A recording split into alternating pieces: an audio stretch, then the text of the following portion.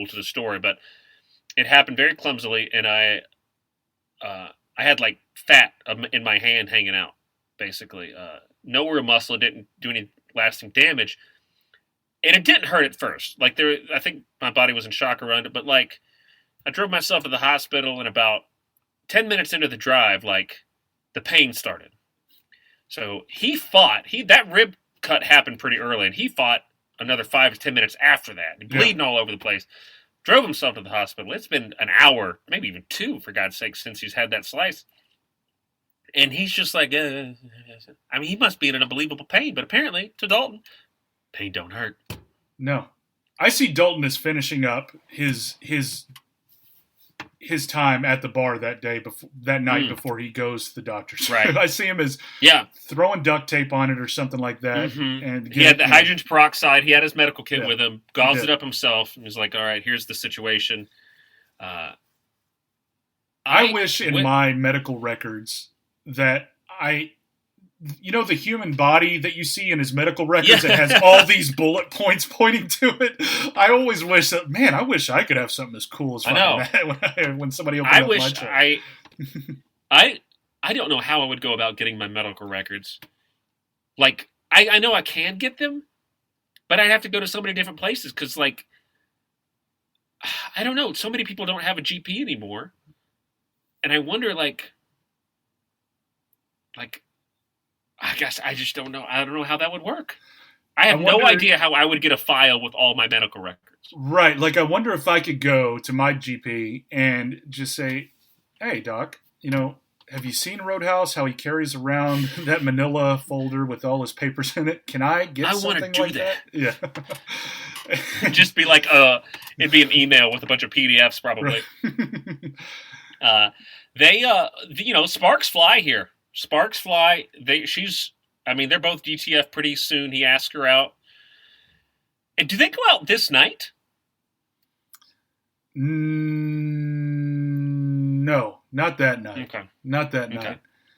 I think he asked for a cup of coffee. Wait, maybe it is that night. Maybe you're right.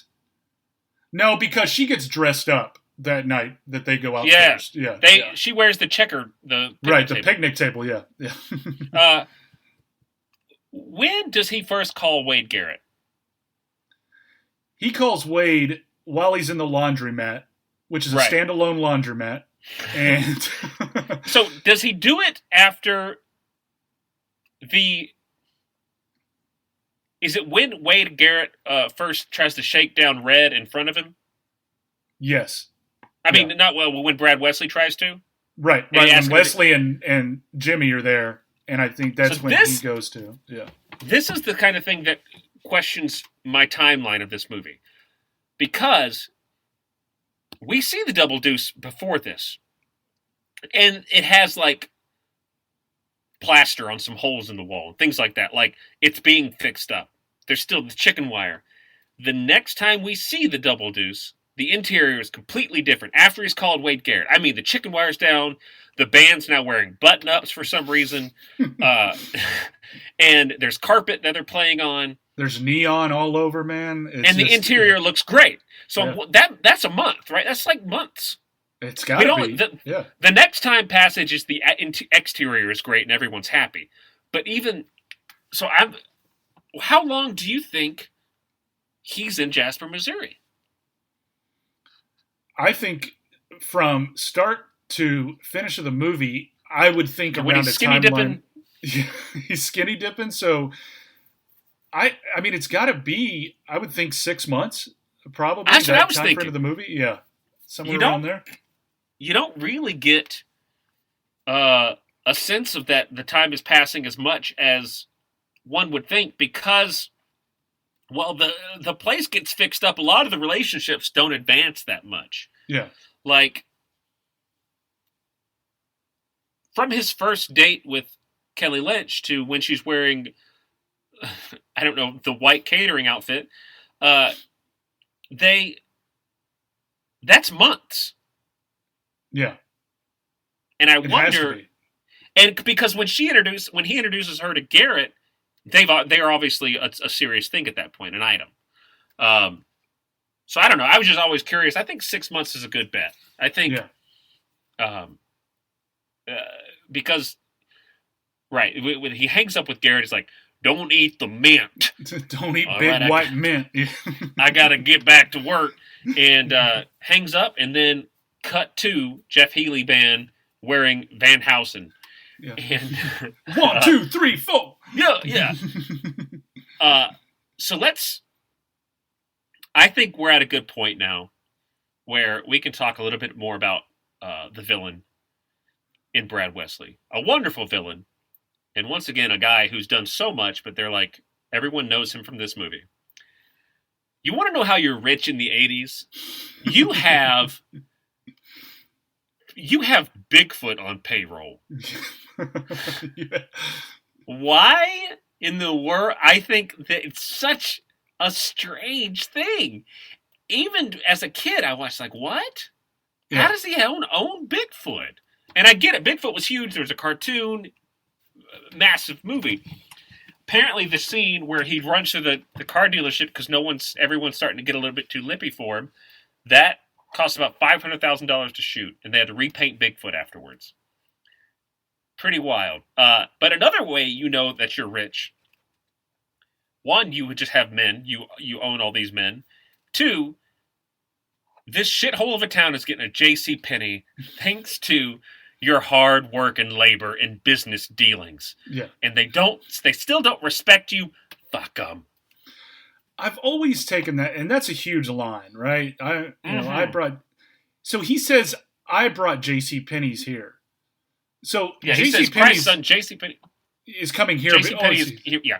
Go ahead. Sorry, I didn't. Sorry, Christ's son J.C. Penney's coming here because of me. Yeah. Okay. So coming here, right? So for some reason I thought brought coming here because of me. So it's in the infancy of right.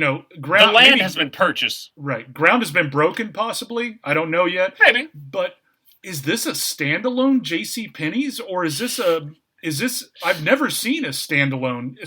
I think like in the 70s and 60s, maybe they were around, but you're wondering if it's part of a bigger mall deal, perhaps. Right. I would think it would have to be a mall. Like Now, that could be. He may have built the mall or is building the mall, and now he's trying to sell stores. Right. That has to be it. And in that sense, okay, let's take the bad things like you're talking about. Wesley is a villain. Yeah. Yes, he has people under his payroll. He has possibly shady, but he's paying off unions. He's doing other things, anything he has to get the commerce in Jasper. Right.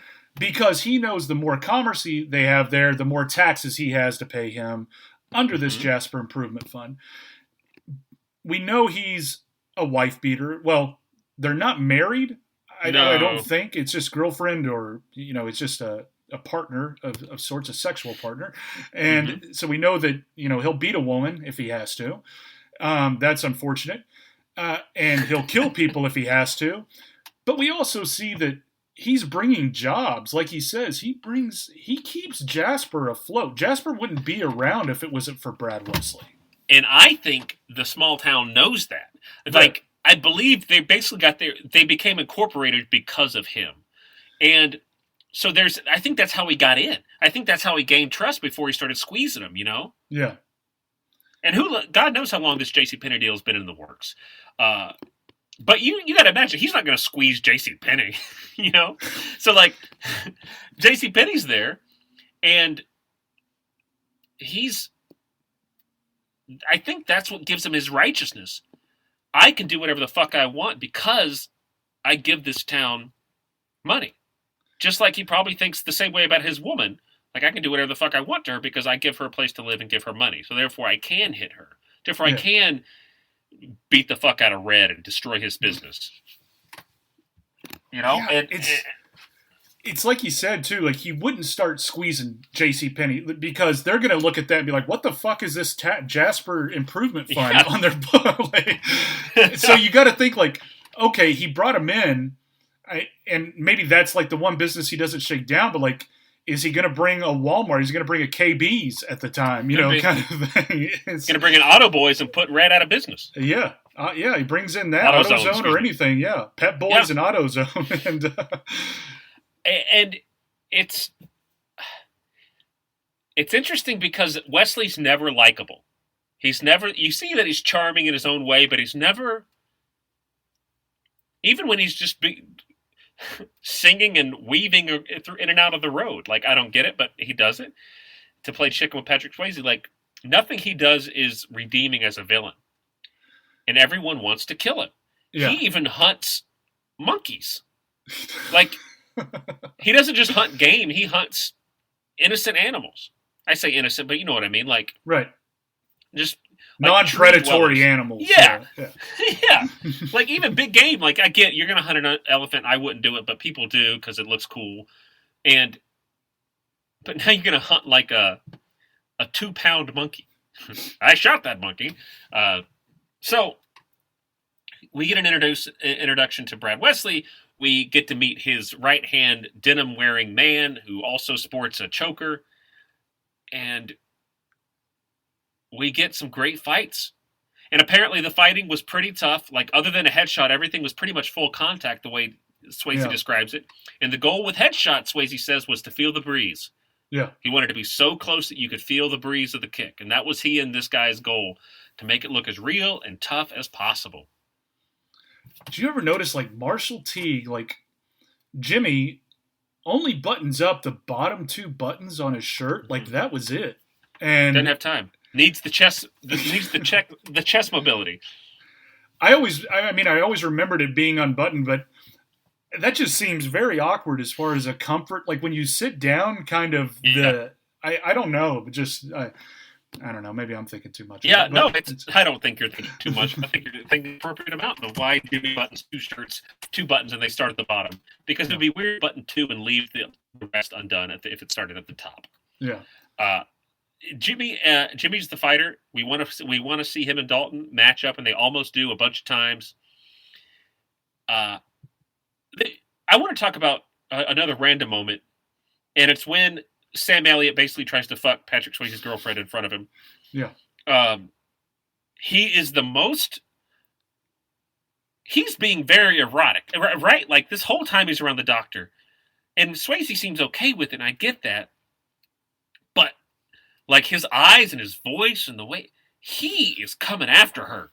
He is, yeah. Like, why are you with this piece of shit? I know it's kind of tongue-in-cheek, but it seems like the tongue-in-cheek where if she pursued it, he'd be like... All right, we're doing this, you know? But it's just enough where you'd be like, oh, come on, I'm the old guy, I'm messing with you. But seriously, should we fuck? That's exactly how it comes across. He's just, and Dalton's just, letting it happen in this diner that has one jukebox and nobody dancing. Yeah. And it's, like you mentioned at the top, when he's showing Dr. Clay his scar, and he just pulls out this bushel of pubes, like, at the top of his waistline. It's a button fly, no underwear, and he is... It's as much as you can do without getting an X rating for this film. Yeah.